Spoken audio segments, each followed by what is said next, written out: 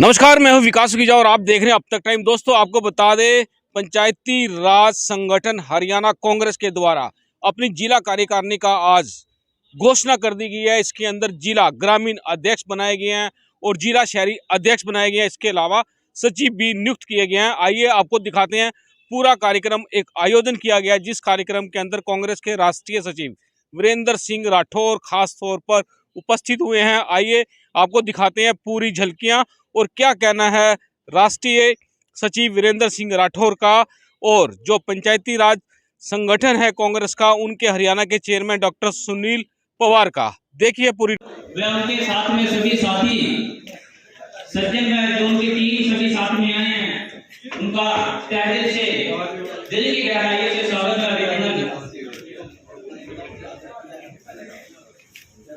आज आपने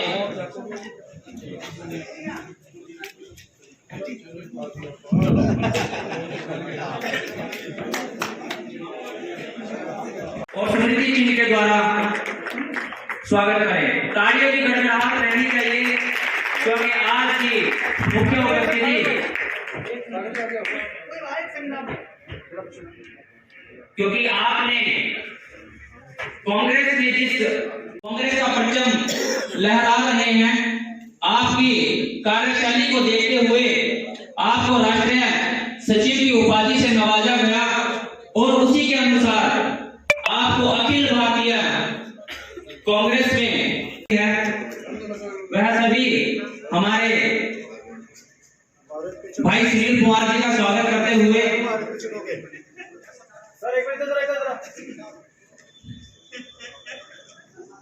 आपका बहुत बहुत स्वागत है। अभिनंदन। हमारे पंचायती राज संगठन के आप सभी का तहे दिल से धन्यवाद। के और बिहार के प्रभारी हैं और उत्तराखंड के स्क्रीनिंग के सदस्य भी हैं। उनके साथ है डॉक्टर सुनील पवार जो राजीव गांधी पंचायती राज संगठन के हरियाणा के प्रदेश के चेयरमैन हैं और इनकी विधानसभा से इनकी धर्मपत्नी डॉक्टर नवजोत कश्यप विधानसभा से कांग्रेस के टिकट पर चुनाव में हैं। हमारे मार्गदर्शक, हमारे बड़े भाई वीरेंद्र राठौर जी, आज पाल समाज का जनसमूह यहाँ पर है, अन्य 36 बिरादरी के लोग भी यहाँ पर हैं, लेकिन पाल समाज के बारे में खुले तौर पर 2 शब्द में बोलना चाहूंगा। मेरे से पूर्व बोलते हुए हमारे अनेक साथियों ने समाज के बारे में बात की और प्रासंगिक की। हमारे साथियों ने राजनीतिक भागीदारी की बात की, वो भी प्रासंगिक है। और क्योंकि मैं राजीव गांधी पंचायती राज संगठन का हरियाणा का प्रतिनिधित्व करता हूं, तो मैं राजीव गांधी जी की उस सोच को कैसे भूल सकता हूं कि जिन्होंने पंचायती राज की स्थापना सामाजिक और राजनीतिक न्याय के उद्देश्य से की। और राजनीतिक न्याय हमें कैसे मिला कि पंचायती राज संगठन के अंदर जो चुनाव होते हैं उसके अंदर रिजर्वेशन का प्रावधान रखा गया, उसमें बैकवर्ड कम्युनिटी के भी रखा गया, उसमें महिलाओं के लिए आरक्षण, उसमें दलित समाज के लिए आरक्षण, आदिवासी के लिए आरक्षण। तो साथियों, जिस तरीके से कांग्रेस पार्टी की सोच वो हर वर्ग के लिए रही और उससे पिछड़ा वर्ग भी कहीं का छूटा नहीं रहा, लेकिन मानवीय चित्रण फिर भी देखने को मिलता है। हमारे बड़े भाई सतपाल पाल जी ने तो बात रखी कि हमारा जो राजनीतिक कहीं का सांसद बनने की बात आती है तो निश्चित तौर पर हमारी भागीदारी बहुत कम रहती है। मैं पाल समाज के बीच में चुनाव के समय में गया, मैंने समाज के साथियों से बैठ के बात की, मैंने उनको समझाया कि बहुत अच्छा अवसर है कि जो राजनीतिक पार्टियां समाज के बंटवारे का काम करती है, जो धर्म और जाति के नाम पर बंटवारे का काम करती है, लोगों को घर से बाहर निकालने का काम करना चाहिए। लेकिन वो समय और था और मैं क्योंकि आज अपने लोगों के बीच में हूं, मैं भी पिछड़ा वर्ग से हूं और मेरा पाल समाज भी यहाँ पिछड़ा वर्ग से बैठा है। मैं खुले तौर पर आप लोगों के बीच में बोलना चाहूंगा कि जो झांसा इस भारतीय जनता पार्टी ने, इन झांसेबाज लोगों ने हमें दिया था, हमें सबसे पहले उत्तर प्रदेश में बोला गया कि हम 16 जातियों को ऐसे समाज के अंदर लेंगे, जबकि ये पता था कि किसी भी तरीके से कोई संवैधानिक व्यवस्था नहीं थी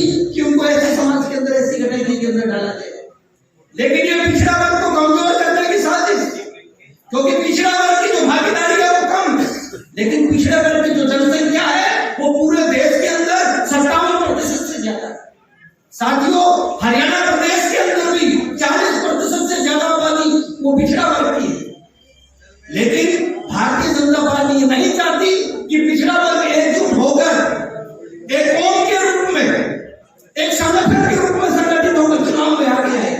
ये हमारी ताकत को कमजोर करने की साजिश है। अगर आप भारतीय जनता पार्टी की साजिश को नहीं समझे तो निश्चित तौर पर पिछड़े वर्ग के टुकड़े कर करके इतने भागों के अंदर खंडित कर दिया जाएगा कि हम टिकट मांगने लायक तो छोड़ो, हम पंचायत का चुनाव लड़ने लायक नहीं रहेंगे।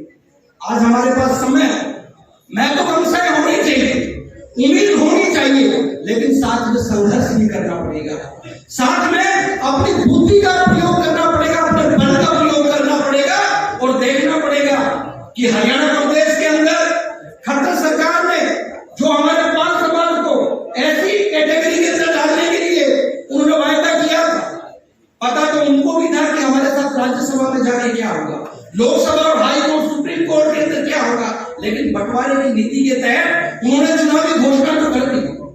आज कहां पर हमारे समाज के लोगों को शेड्यूल कास्ट का दर्जा दिया है।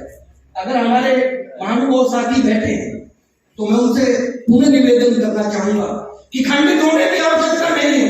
अगर हमारा भला कर सकती है तो वो कांग्रेस पार्टी कर सकती है। अगर हमारे भविष्य की आवाज किसी के अंदर हमें सुनवाई हो सकती है तो कांग्रेस पार्टी में हो सकती है। और निश्चित तौर पर हमारे मध्य में विशिष्ट अतिथि के तौर पर, मुख्य अतिथि के तौर पर जो महाबुद्धि बैठे हैं, आदरणीय वीरेंद्र राठौर जी, जब ये किसी की सेवा के लिए निकले तो उन्होंने किसी की जाति और धर्म नहीं देखा। पिछड़ा वर्ग में अगर टिकट की बारी आई तो निश्चित तौर पे मैं गवाह होकर आप लोगों के बीच में खड़ा हूं, तो मेरी टिकट की लड़ाई निरंतरता के साथ लड़ी और टिकट दिलाने की। आज सिर्फ पिछड़े वर्ग का बंटवारा नहीं, यह बंटवारा दलित को ब्राह्मण से लड़ाकर, जाट को गैर जाट से लड़ाकर, पिछड़े को अग्रणी से लड़ाकर, मुस्लिम को हिंदू से लड़ाकर, सिर्फ विभाजनकारी ताकतों के द्वारा, विभाजनकारी षड्यंत्रकारी नीतियों के द्वारा इस समाज में बंटवारा करके पोलराइजेशन की नीति के तहत इस सत्ता को हथियाना चाहते हैं।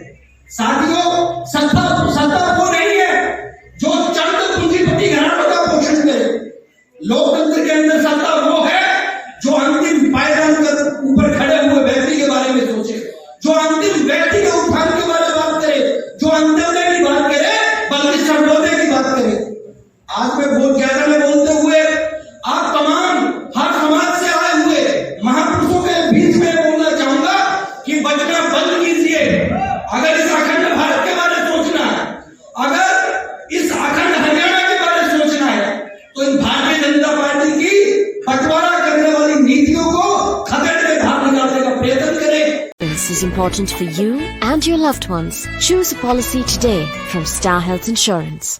इस कार्यक्रम के मुख्य अतिथि अखिल भारतीय कांग्रेस कमेटी के राष्ट्रीय सचिव एवं बिहार के सह प्रभारी भाई वीरेंद्र जी को मैं आमंत्रित करूंगा कि वो आए और अपने विचारों से जनता को संबोधित करें। भाई वीरेंद्र। पहले बोलने वाले तमाम वक्ताओं ने बहुत विस्तार पूर्वक तरीके से देश में चल रहे मौजूदा हालातों के बारे में विस्तार पूर्वक चर्चा की।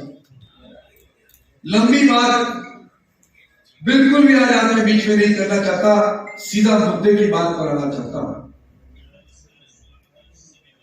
ये सब जानते हैं कि नोटबंदी ने देश के छोटे व्यापारी, आम आदमी कमर तोड़ने का काम किया।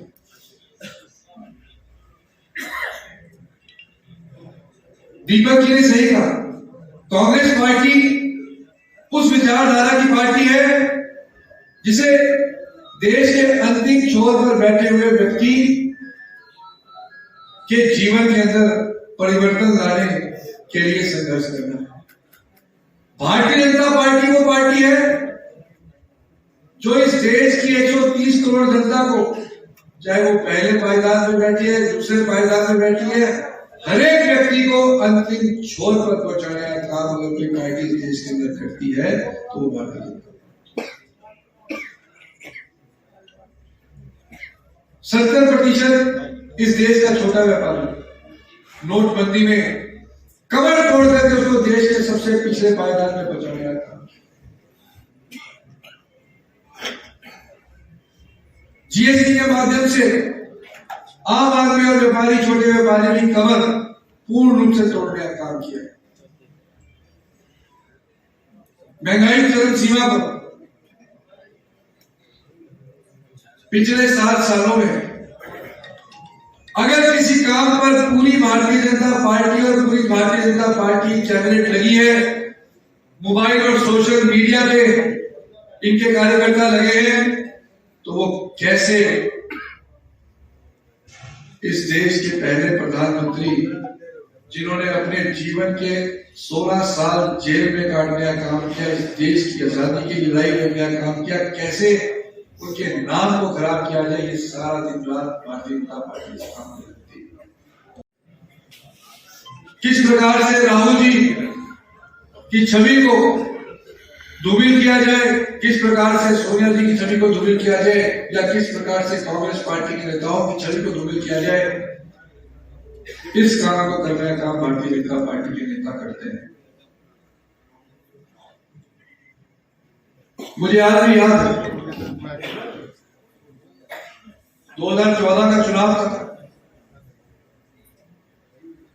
और माननीय प्रधानमंत्री मोदी जी करनाल में रैली करने के लिए आए थे और मोदी जी ने पूछा, करनाल वालों बताओ क्या करनाल स्मार्ट सिटी होना चाहिए कि नहीं होना चाहिए? आप बताइए, कोई मना करेगा? कोई मना करेगा ना? सब कहेंगे करनाल स्मार्ट सिटी होना चाहिए। कहेंगे कि नहीं कहेंगे? आज इस बात को लगभग 10 साल होने को आए, क्या करनाल स्मार्ट सिटी बन गया? प्रधानमंत्री ने 2014 में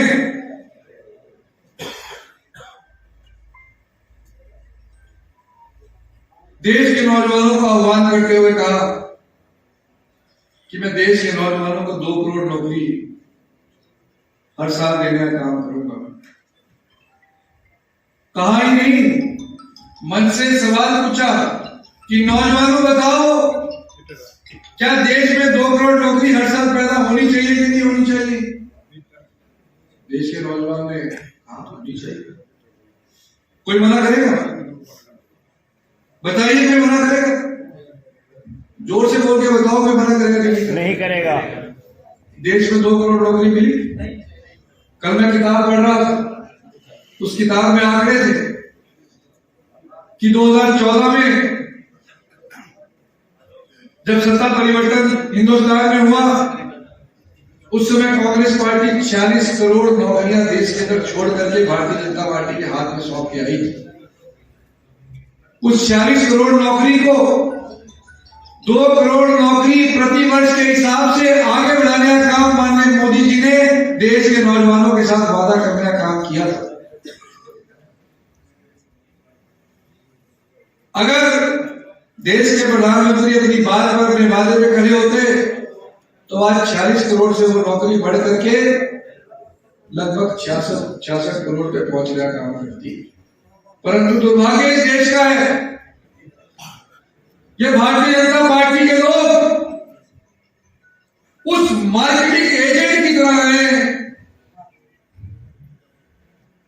जो बस में खड़े होकर के हमारे गंजे भाई को भी कंगी बेचने का काम।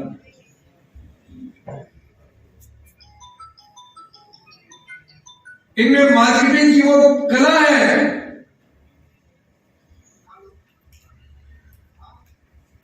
कि वो खराब से खराब ब्रांड को भी बेहतरीन ब्रांड बेच करके बेचने की कला अगर कहीं सीखनी हो तो वो भारतीय जनता पार्टी के लोगों से सीखने का काम कर सकते।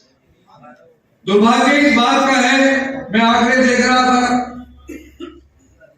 कि 2 करोड़ प्रति वर्ष की औसत से हिंदुस्तान में नौकरियां घटने का काम 2016 से शुरू हुआ और आज 40 करोड़ से घट करके हिंदुस्तान में प्राइवेट और सरकारी सेक्टर को मिलाकर के कुल 38 करोड़ नौकरी है। जहां 40 करोड़ से नौकरी बढ़नी चाहिए थी, पिछले 10 सालों में बढ़ोतरी तो दूर, घटा करके 38 करोड़ पे लेकर के आने का काम अगर किसी ने किया है तो भारतीय जनता पार्टी की सरकार ने किया है।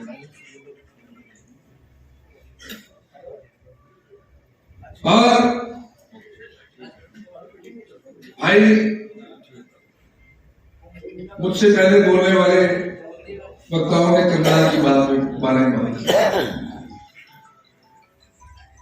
भाई निश्चय सोई ने कहा करनाल धार्मिककरण की नगरी है, पर अगर मेरे दिल में तो बहुत कुछ है बोलने के लिए, परंतु उपल जी आप सबके कैमरे मुझे बाधित करते हैं।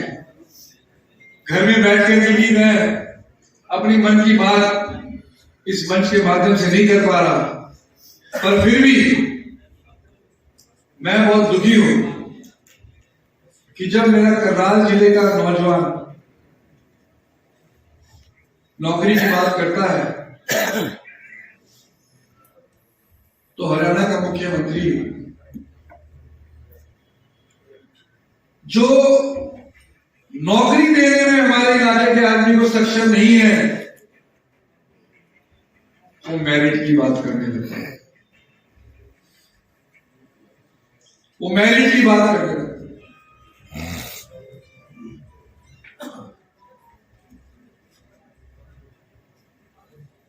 अरे 6-6 फुट के जवान, चाहे वो हमारे बैकवर्ड भाई हैं, चाहे वो हमारे एससी भाई हैं,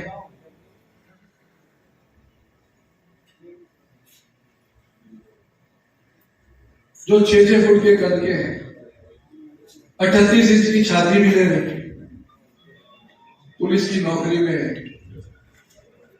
और कौन सी मेरिट मानने खट्टर जवान यहाँ काम करते हो,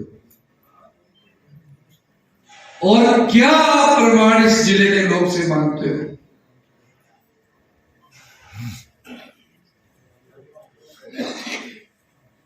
आप मेरिट के नाम पर हमारे इलाके के लोगों को नौकरियों से वंचित रखना चाहते हैं, और ये वो जिला है जो हमेशा से, जब से हरियाणा बना है तब से वंचित रहा है, हमेशा वंचित रहा है। इस हॉल में 36 बिरादरी के मेरे बुजुर्ग बैठे हैं, नौजवान भाई बैठे हैं। भाई आपने डीएसपी लगते हुए, एससीएस भर्ती होते हुए सोनीपत में, रोहतक में, भिवानी में, हिसार में तो सुने होंगे। कभी आपने सुना है कि करनाल जिले में लड़का सीधा डीएसपी भर्ती हो गया? कोई होगा तो बता दो भाई। मेरी उम्र भी 40 साल हो गई।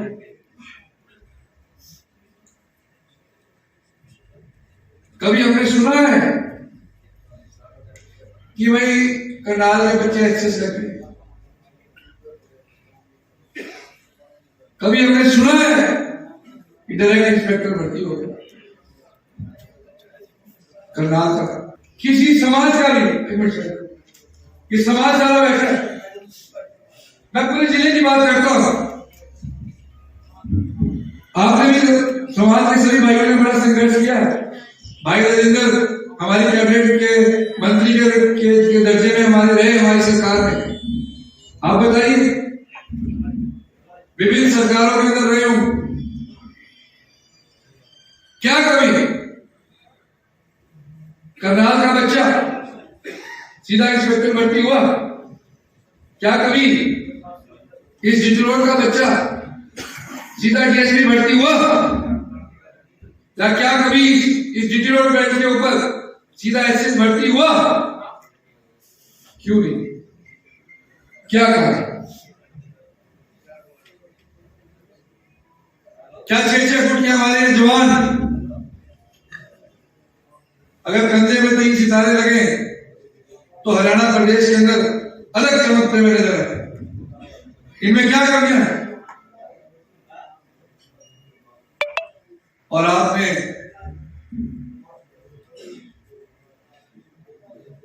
सिपाही भर्ती करना ही अपने जीवन का सबसे बड़ा लक्ष्य बना।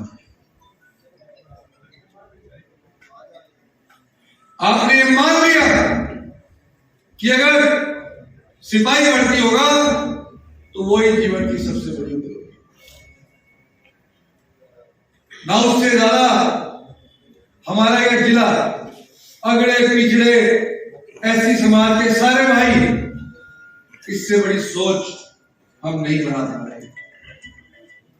और सिपाही लगने के लिए भी खट्टर जी कहते हैं मेरिट में लेकर के।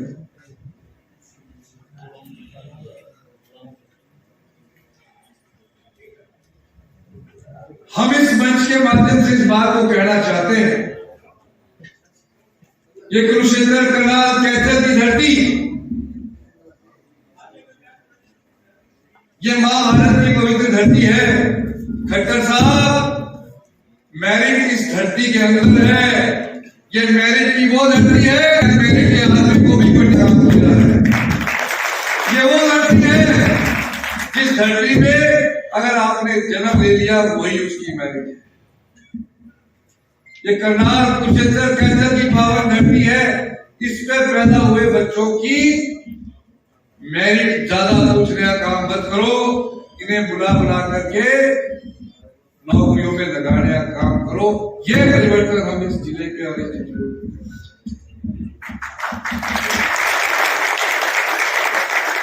हम चाहते हैं कि वो दिन भी आए। और ये सच्चाई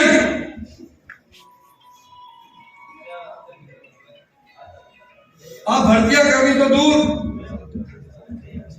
प्रदेश में आपने नौकरियां निकालनी बंद कर दी है। आप नहीं चाहते कि रिजर्वेशन की व्यवस्था हरियाणा प्रदेश के अंदर देश के अंदर चले। आपका सीधा अटैक बैकवर्ड और एससी समाज के रिजर्वेशन की पॉलिसी के ऊपर। हम जानते हैं आप उसको बाईपास करने के लिए ठेकेदारी प्रथा को आप चलाने का काम करते हैं। परंतु खट्टर साहब, आपको इस मंच के माध्यम से बड़ी जिम्मेदारी के साथ आज मैं कहना चाहता हूं, जिस दिन कांग्रेस पार्टी की सरकार हरियाणा प्रदेश में बढ़ेगी, आपकी मेरिट व्यवस्था को भी हम देखने का काम करेंगे। करनाल जिले के हमारे नौजवान बच्चों को जो उनका हक पिछले 70 सालों में नहीं मिला है, उस हक को दिलाया। हम जानते हैं कि हम सुनते आए कि हरियाणा के अंदर किस प्रकार से आज तक होता रहा है, हमारे हकों को लूटने का काम किया है। अगर मेरिट की बात होती तो पहला चुनाव लड़ते ही आपको मुख्यमंत्री हरियाणा प्रदेश का बनाने का काम किया, तो वो इसी धरती ने काम किया। आपसे आपकी मेरिट पूछने का काम हमने करना चाहिए। तो मैं इस मंच के माध्यम से या आप लोगों को विश्वास दिलाना चाहता हूं, हालांकि संघर्ष बहुत लंबा है। मौजूदा सरकार को जब तक संकल्पबद्ध तरीके से हम उखाड़ने का संकल्प नहीं करेंगे तो बड़ा परिवर्तन लाना मुश्किल है।